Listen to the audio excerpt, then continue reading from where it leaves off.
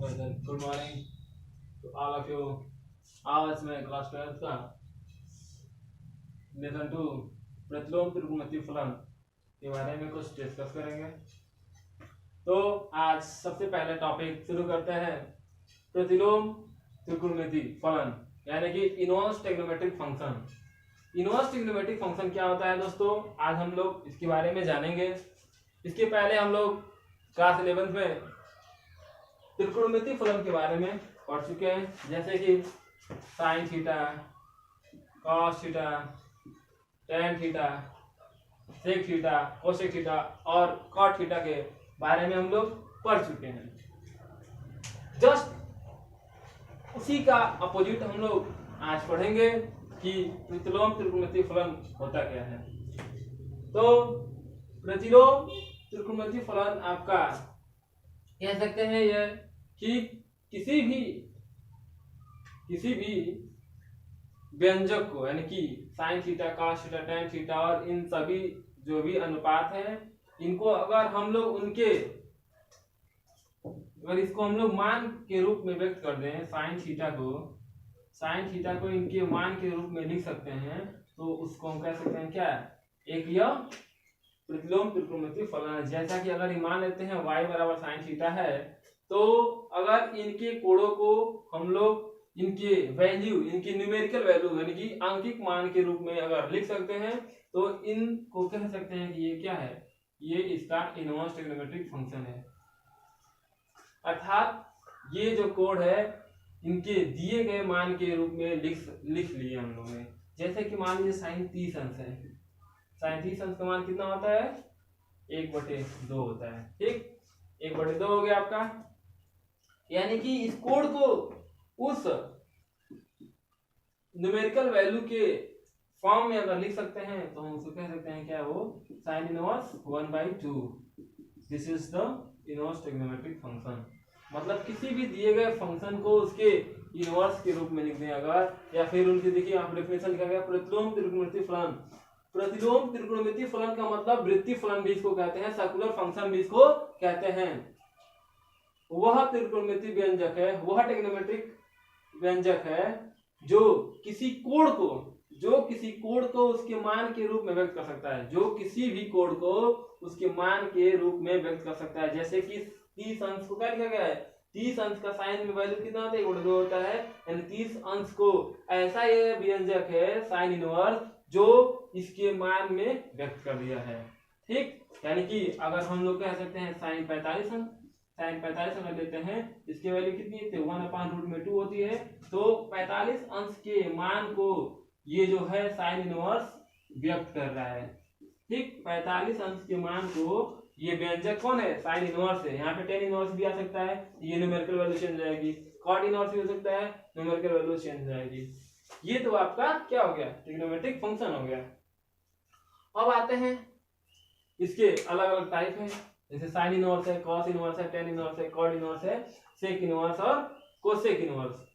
तो sine inverse अगर लेते हैं हम लोग, तो उसका प्रांत हमें जानना पड़ेगा। पहले से प्रांत और परिसर के बारे में आप लोगों को बताया जा चुका है, पीछे से बुक रिवाइज करके आप लोग देख सकते हैं प्रांत और परिसर क्या होता है, डोमेन और ये रेंज। देखिए अगर साइन इनवर्स की बात की जाती है, तो साइन इनवर्स या फिर लेते हैं साइन की वैल्यू को, साइन थीटा की बात की जाए अगर, तो साइन थीटा की जो वैल्यू होगी वो क्या होती है, अगर साइन थीटा की वैल्यू हम लोग प्राप्त करें तो क्या होता है, या तो 1 आएगी अधिकतम, या तो मिनिमम क्या आएगी, -1 आएगी।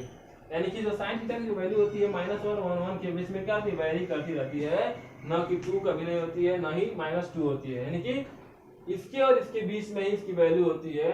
तो ये साइन थीटा के लिए क्या हो गया, ये परिसर हो गया। साइन थीटा के लिए ये क्या हो गया, आपका परिसर हो गया। लेकिन जब हम लोग इनवर्स ट्रिग्नोमेट्रिक फंक्शन पढ़ेंगे, तो यही -1 to 1 इस साइन इनवर्स के लिए, किसके लिए, साइन इनवर्स के लिए, किसके लिए, साइन इनवर्स के लिए -1 और 1 क्या हो गया आपका, -1 और 1 और उसके बीच की जितनी भी संख्या होंगी इनके लिए क्या होंगी, प्रांत होंगी। और परिसर क्या होंगी, इनकी परिसर जो होगी -π/2 से π/2 तक, वो भी क्लोज इंटरवल।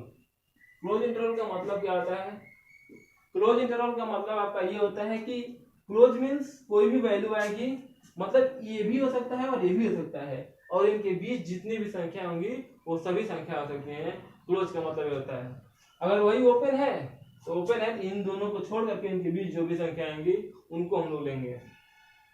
तो साइन इनवर्स की जो परिसर है, इसमें मोस्ट इंपोर्टेंट क्या है, इनवर्स ट्रिग्नोमेट्रिक फंक्शन में परिसर ज्ञात करना हमें बहुत आवश्यक होता है। यानी कि परिसर हमें हर फंक्शन के लिए मालूम होना चाहिए, तभी जो पहला चैप्टर का पहले एक्सरसाइज का जो टॉपिक है क्लियर हो पाएगा।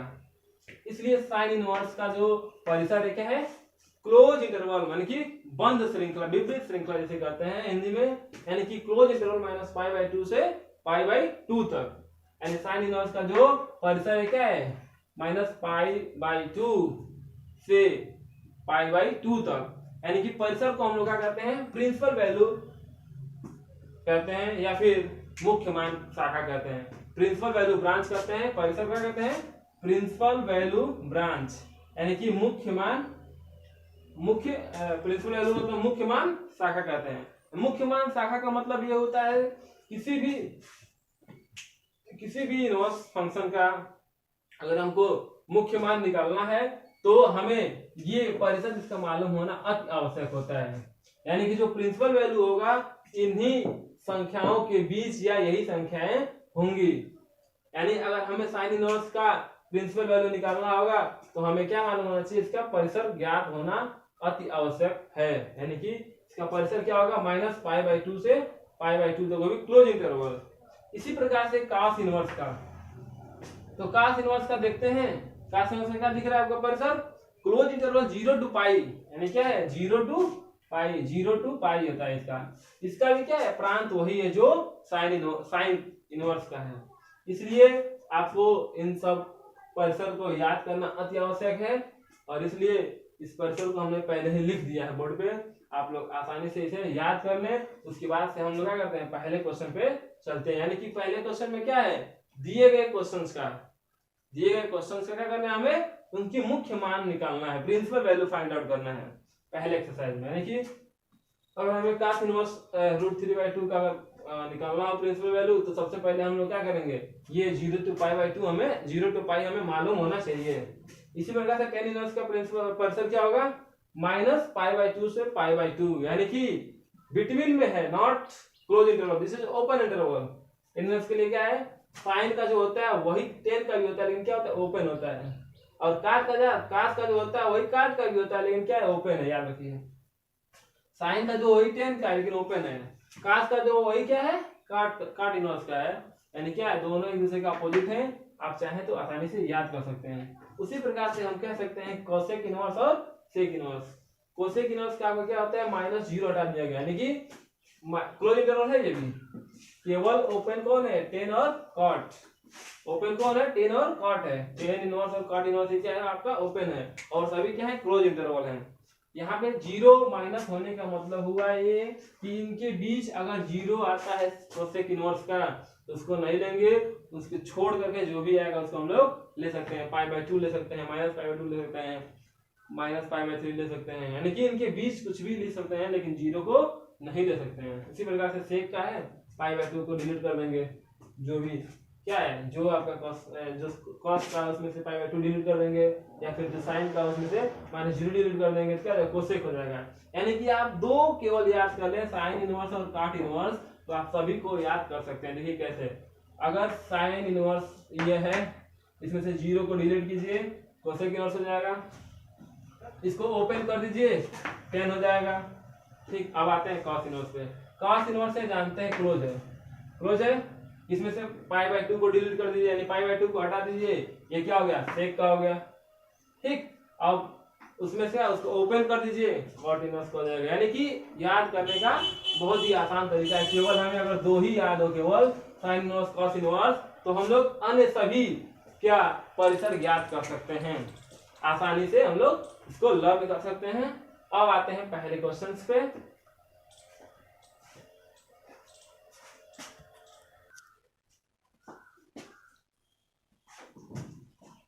तो साइन इनवर्स x का मुख्य मान ज्ञात कीजिए। तो सॉल्यूशन लेते हैं आपका सॉल्यूशन। क्या निकालना है हमें, पहला एक्सरसाइज का एक एग्जांपल है, कह सकते हैं यार एग्जांपल आपको लिए हैं। एक्सरसाइज अब शुरू करते हैं। इसके बाद ये कह रहा है साइन इनवर्स 1/√2 का मुख्य मान ज्ञात कीजिए। इस दिए गए क्वेश्चन का हमें क्या करना है, मुख्य मान ज्ञात करना है, यानी कि प्रिंसिपल वैल्यू ज्ञात करनी है। प्रिंसिपल वैल्यू क्या होती है, ये ऐसा मान होता है जो या परिसर होता है या परिसर के दिए गए रेंज के बीच होता है। यानी कह सकते हैं कि उसकी परिसर क्या होगी, एक तरह कह सकते हैं दिए गए संख्या का परिसर क्या होगी, ये हमें बताना है। यानी साइन इनवर्स 1/2। सबसे पहले हम लिखेंगे, हम जानते हैं, वी नो दैट, या लिख सकते हैं हिंदी में हम जानते हैं कि, क्या जानते हैं, साइन इनवर्स का मुख्य मान शाखा क्लोज इंटरवल माइनस π/2 टू π/2 होता है। देख लीजिए वहां पे होता है, ये होता है, इसलिए लेट, या हिंदी में लिख सकते हैं माना साइन इनवर्स 1/√2 बराबर क्या, x y z कुछ भी मान सकते हैं, हम मान ले रहे हैं क्या, x है। अब हम लोग क्या करेंगे, साइन इनवर्स को उधर ले, क्या हो जाएगा आपका 1/√2 बराबर साइन x, ठीक है, ये हो गया आपका साइन x। साइन का वैल्यू कब 1/√2 होता है, 1/√2 का थोड़ा सा साइड हमें अरेंज कर रहे हैं, इसको लेफ्ट राइट कर दे रहे हैं, यानी कि साइन इनवर्स x, सॉरी केवल साइड चेंज कर रहे हैं इसलिए इनवर्स नहीं होगा, क्या होगा साइन x इक्वल टू 1/√2। 1/√2 किसकी वैल्यू होती है, 45 ये होती है ना। Sine x is equal to क्या होगा, साइन कितने की 45 या फिर π/4, ठीक है, π/4 की वैल्यू होती है। अब क्या करेंगे, हम दोनों ओर से x साइन को हटा देंगे, यानी x की वैल्यू क्या होगी π/4। π/4 क्या है, ये जो वैल्यू है इसमें बिलोंग करता है, लिखेंगे क्योंकि π/4 belongs to closed interval minus π/2 to π/2, यानी कि जो ये वैल्यू आया हुआ है क्या है, इस रेंज में है। अगर इस रेंज में है तो हम इसको कह सकते हैं क्या है, इसलिए कह सकते हैं अतः ये π/4 क्या है, मुख्य मान है। इसका मुख्य मान है, किसका मुख्य मान है, साइन इनवर्स 1/√2 का क्या है, ये मुख्य मान है। ये क्या हो गया आपका मुख्य मान निकल गया। π/4 मतलब क्या होता है, 45 अंश होता है, और 45 अंश क्या है, 90 और -90 के बीच होता है। इसका मतलब क्या है, 90 है और -90 और +90 है, यानी कि 45 जो होता है, 45 जो होता है -90 और +90 के बीच होता है। इसलिए क्या हो गया, इस दिए गए क्वेश्चन का क्या हो गया, यह मुख्य मान मिल गया, यानी कि ये आपका क्या हो गया, मुख्य मान हो गया। अब आते हैं अगले एक्सरसाइज पे। तो आते हैं प्रश्नावली के पहले क्वेश्चन पे। निम्नलिखित क्वेश्चन क्या है, निम्नलिखित का मुख्य मान ज्ञात, यानी कि find the principal value of the following. निम्नलिखित का मुख्य मान हमें ज्ञात करना है। मुख्य मान ज्ञात करने से पहले हम एक टॉपिक बता देते हैं, थोड़ा सा मिस हो गया, लेते हैं इस टॉपिक को। यानी कि अगर साइन इनवर्स साइन थीटा हो, ये क्या होता है, थीटा होता है, क्या होता है, थीटा होता है। कब होता है, जब थीटा की जो वैल्यू होगी वो क्या होगी, -π/2 से π/2 होगी, ठीक है ना। और अगर ये हो साइन थीटा हो और साइन इनवर्स हो, तो भी क्या होती है, थीटा होती है। ये कब होती है, जब थीटा की वैल्यू क्या हो, -1 और +1 हो, ठीक है, ये आपका हो गया। अब आते हैं क्वेश्चन। आपका क्वेश्चन है क्या, निम्नलिखित का मुख्य मान ज्ञात कीजिए। पहला, दूसरा, तीसरा, चौथा, पांचवा, छठवां क्वेश्चन भी था जो हम लोग नोट नहीं किए हैं, आप लोग खुद बुक से खुद सॉल्व करें। आते हैं पहले क्वेश्चन पे। पहला आपका क्वेश्चन है, आपका क्या है, साइन इनवर्स -1/2 का मुख्य मान निकालना है। पहले लाइन में लिखेंगे, हम जानते हैं कि साइन इनवर्स का, लिखेंगे हम जानते हैं कि साइन इनवर्स का मुख्य मान शाखा, मुख्य मान शाखा, शाखा मुख्य मान शाखा का मतलब क्या हुआ, प्रिंसिपल वैल्यू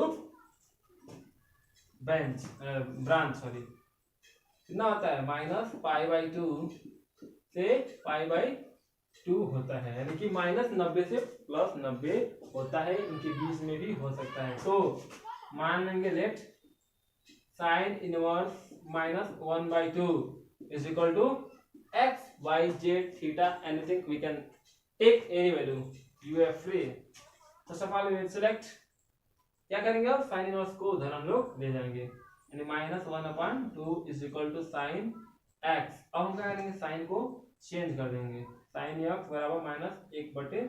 तो 1/2 किसकी वैल्यू होती है दोस्तों, साइन में, यानी कि साइन में 1/2 किसकी वैल्यू होती है, साइन की, साइन 30 अंश की, 30 मतलब होता है π/6 क्षत्रिय 18, ठीक है ना, 1/2 हो गया। अब क्या होता है, हम लोग बहुत पहले पढ़े हैं, मतलब 11 में पढ़े हैं कि साइन माइनस थीटा बराबर क्या होता है, साइन थीटा होता है, क्या होता है, sine minus theta equal to होता है माइनस साइन थीटा, यानी कि इसमें क्या होता है, केवल कॉस और सेक क्या होता है, पॉजिटिव होता है, अदर सभी क्या होते हैं, नेगेटिव होते हैं। यानी कि क्या होगा, यहाँ से हम लोग लिख सकते हैं sine x is equal to sine -π/6, और -π/6 मतलब क्या होता है, 30 अंश, -30 क्या होता है, -90 और +90 के बीच में होता है, इसलिए क्या होगा, x का जो x बराबर क्या होगा -π/6, और हम कह सकते हैं ये क्या है, यह मुख्य मान है। क्यों मुख्य मान है, क्योंकि हम कह सकते हैं ये क्या है, -π/2 और π/2 के बीच में है, इसलिए क्या है, ये π/6 क्या हो गया, साइन इनवर्स -1/2 का मुख्य मान हो गया। अब एक क्वेश्चन और लेते हैं, अब तक साइन हुआ है, कॉस का भी हम लोग देख लेते हैं। तो ये बात लिखना जरूरी है, यानी क्या, दूसरा क्वेश्चन है आपका, कॉस इनवर्स √3/2 का मुख्य मान, का लिख दे रहा हूं, का मुख्य मान, इसका मुख्य मान हमें ज्ञात करना है। तो सबसे पहले लिखेंगे वी नो दैट क्या जानते हैं हम लोग, we know that cos inverse का मुख्य मान शाखा क्या होता है, क्लोज इंटरवल 0 और पाई होता है, क्या होता है, 0 और पाई होता है ना, अभी बताए हैं, यही बोर्ड होता है कि जो कॉस इनवर्स क्या होता है, 0 और पाई होता है क्लोज इंटरवल में, सही है, क्लोज इंटरवल में होता है। ओपन किसका होता है, केवल 10 और ऑड का। तो मान लेंगे, क्या मान लेंगे, लेट कॉस इनवर्स रूट में 3/2 इज इक्वल टू y मान लेते हैं, थोड़ा ले लीजिए, इसको उधर जाएगा क्या हो जाएगा, कॉस इनवर्स जब उधर जाएगा क्या हो जाएगा, इनवर्स इस पे खत्म हो जाएगा, और √3/2 क्या हो जाएगा, cos y के बराबर हो जाएगा, cos y। अब हम लोग cos में √3/2 किसकी वैल्यू जानते हैं, तो ये भी क्या होती है, cos में 30 की वैल्यू होती है, लीजिए 30 लिख दे रहा हूं, ठीक। अब इसको हम क्या करेंगे, एंगल है, कोण है, डिग्री में है, रेडियन में कन्वर्ट करना सभी लोग जानते हैं, कि बता दे रहा हूं इस बार, 30 डिग्री है, इसको हम क्या करेंगे, रेडियन में बदलना है, क्या करेंगे, डिग्री, π/180 क्या करते हैं, गुणा करते हैं, इसे कट जाएगा, 0 खत्म, और 30 6 18 7 कटेगा, यानी 30 डिग्री जो क्या होगा, रेडियन में बदल गया, कितना हो गया, π/6, यानी क्या हो गया, cos π/6 हो गया, यानी कि cos y। और यहाँ से क्या दिख रहा है, π/6, यानी कि जो 30 अंश है वो क्या है, 0 और 90 180 के बीच में आता है, इसलिए हम कह सकते हैं y बराबर क्या आ गया, π/6 आ गया। और π/6 का मतलब क्या हुआ, π/6 क्या है, π/6 बिलोंग इन, यानी कि ये जो है 0 और पाई के बीच में आता है, इसलिए क्या होगा, cos इनवर्स √3/2 का मुख्य मान कितना होगा, मुख्य मान π/6 है, होगा नहीं है, ठीक है। आपका 2 क्वेश्चन सॉल्व हो गया। और इसके बाद से कॉस इनवर्स है, टेन इनवर्स है, उसके बाद से कॉस इनवर्स है, नेक्स्ट कॉट इनवर्स था। ठीक है, इसके बाद से देखते हैं हम लोग इस टाइप के क्वेश्चंस को।